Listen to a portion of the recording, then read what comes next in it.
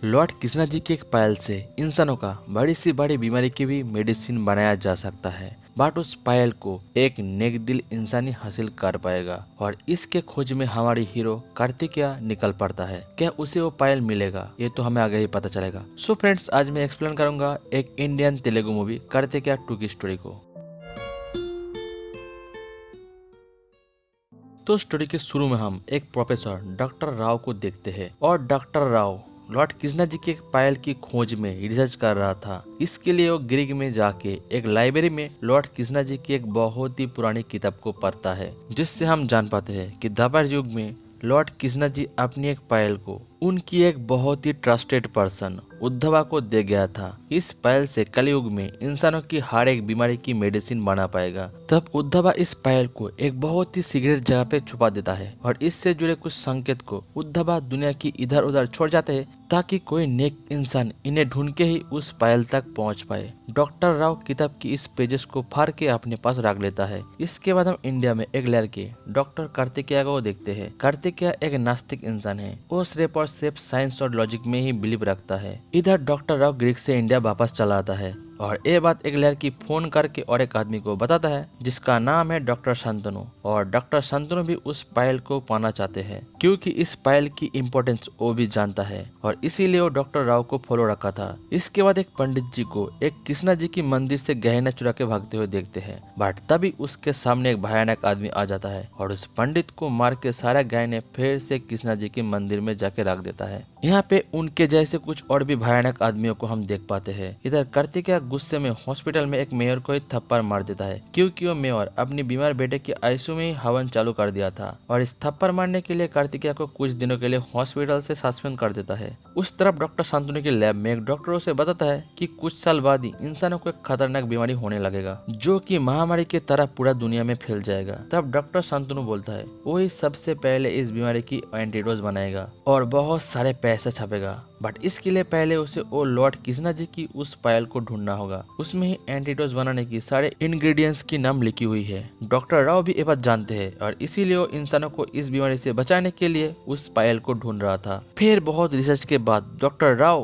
पायल की पहली संकेत को ढूंढ लेता है, जो कि एक धातु की मोड़ है। इधर कार्तिकेय के माँ कार्तिकेय के लिए एक मन्नत रखा था और इसीलिए एक पंडित जी उन्हें द्वारका जाके लॉर्ड कृष्णा जी की दर्शन करने के लिए बोलता है। कार्तिकेय तो जाने के लिए राजी नहीं हो रहा था, बट उसकी माँ की जिद के सामने हार मान लेते हैं और द्वारका लॉर्ड कृष्णा जी की दर्शन करने चले आते हैं। फिर जब कार्तिकेय नहा रहा था, तभी उसे एक मोर की पंख मिलता है, यानी एक सिंबल है कि लॉर्ड कृष्णा जी ही कार्तिकेय को किसी नेक काम के लिए चुना है। दूसरी तरफ एक आदमी डॉक्टर शांतनु से जिद करने लगा था कि उन्हें ये सब शास्त्रों में इतना बिलीव क्यों है, दूसरे तरीके से मेडिसिन क्यों नहीं बनाता है। तब डॉक्टर शांतनु बहुत ही गुस्सा हो जाते हैं और उस आदमी को मार देता है, क्योंकि इससे पहले भी शास्त्रों की किताबों की मदद से ही भयानक बीमारी की मेडिसिन बनी है। अब डॉक्टर शांतनु उस पायल की हेल्प से आने वाले बीमारी की एंटीडोज बना के पैसा छापेगा। फिर अगले दिन जब कार्तिकेय घर के बाहर बैठा था, तभी बहुत ही जख्मी हालत में डॉक्टर राव उनके पास आता है। कार्तिकेय तो उसे नहीं जानता था, बट डॉक्टर राव कार्तिकेय को जानता है और उसे कुछ बताना चाहते थे।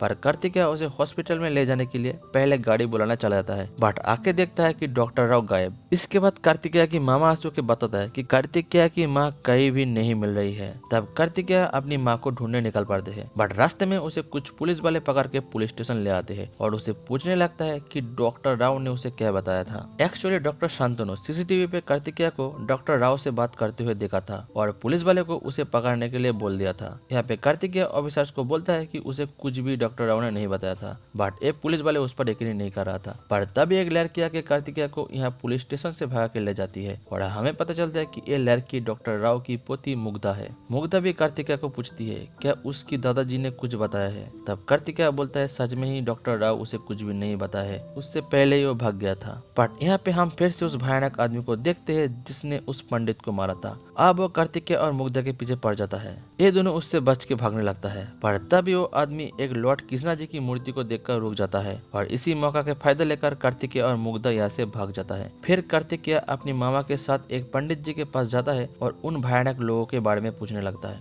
यहाँ पे पंडित जी उन्हें बोलता है उन्हें अबीरा कहा जाता है और कोई इंसान अगर कृष्णा जी के पास जाने की कोशिश करता है तो अबीरा उन्हें मार देता है। एक्चुअली द्वापर युग में ये लोग द्वारका में कृष्णा जी की भक्तों से लूटपाट करता था, इसीलिए द्वारकावासी उन्हें बिल्कुल ही पसंद नहीं करता था। बट ये लोग भी लॉर्ड कृष्णा जी की बहुत ही बड़ा भक्त था, पर द्वारकावासी इन्हें कृष्णा जी के मंदिर में जाने नहीं देता था। पर एक दिन ये लोग मंदिर से एक लॉर्ड कृष्णा जी की मूर्ति को चुरा के अपने गाँव में प्रतिष्ठा करता है, बट तब द्वारकावासी आके उन्हें पीट कर मूर्ति वापस लेकर चला जाता है। तब पे अधीरा लोग प्रतिज्ञा करता है कि कृष्णा तिथि के अलावा दूसरे कोई भी दिन कोई भी इंसान अगर लॉर्ड कृष्णा जी के पास जाने की कोशिश करेगा तो उन्हें अभीरा लोग मार देगा। तो यहाँ पे कार्तिकेय को पता नहीं चलता आखिर उसके साथ क्या हो रहा है। तभी उसे अपनी माँ की याद आती है जो कि खो गई थी। तब वो उसे ढूंढने के लिए निकल पड़ता है एंड एक भजन साहब है उसकी माँ मिलती है। यहाँ पे कार्तिकेय अपनी माँ को यहीं पर कुछ दिनों के लिए रहने के लिए बोलता है डॉक्टर शांतनु से बचने के लिए। फिर वो मुग्धा और अपनी मामा को लेकर डॉक्टर राव की घर में जाता है,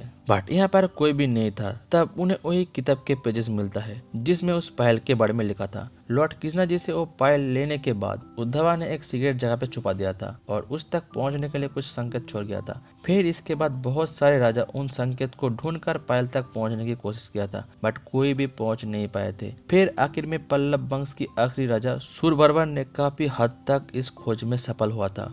उसने ही पहले संकेत के बारे में जान गया था जो कि एक धातु के मोड़ है, और ये सब कुछ ग्रीक की एक लाइब्रेरी में लॉर्ड कृष्णा जी की एक किताब में लिखा हुआ था। फिर बहुत खोज के बाद डॉक्टर राव ने उस धातु के मोहर को ढूंढ लिया था। अब उसने भी उस मोहर को छुपा के रखा है और इस घर में ही उस तक पहुंचने की संकेत है। तभी इस घर की दीवार में एक फोटो मिलता है जो कि एक तालाब की है और कार्तिकेय की मामा को पता था ये तालाब कौन सी है। दूसरी तरफ हम डॉक्टर शांतनु को देखते हैं जो कि डॉक्टर राव को किडनैप करके रखा था और उसे उस मोहर के बारे में पूछता है, बट डॉक्टर राव उसे कुछ भी नहीं बताता और यहाँ पे डॉक्टर शांतनु उसे मार देता है। उधर कार्तिकेय को उस तालाब के अंदर वो धातु की मोहर मिल जाता है और यही है उस पायल तक पहुंचने की पहले संकेत। बट अब यहाँ पे डॉक्टर शांतनु के गुंडे कार्तिकेय पर अटैक करता है, पर कार्तिकेय यहाँ पे सारे गुंडे की बैंड बजा के भाग जाता है। तो अब डॉक्टर शांतनु कार्तिकेय और मुग्धा को पकड़ने के लिए उन्हें वांटेड बना के उन पर इनाम रखता है। फिर कार्तिकेय उस धातु के मोहर पर गर्म पानी डालते हैं और पानी डालते ही मोहर गोल्डन कलर के हो जाते हैं और उसमें लिखा था उन्हें अगली संकेत मथुरा की गोवर्धन पर्वत में मिलने वाला है। तब कार्तिकेय और मुग्धा छुपके से मथुरा आ जाते हैं और पूरा गोवर्धन पर्वत छान मारते हैं, पर उन्हें यहाँ कुछ भी नहीं मिलता। फिर जब दोनों नीचे आते हैं तभी कुछ लोग उसे पकड़ लेता है क्योंकि इस दोनों पर तो इनाम रखा हुआ था।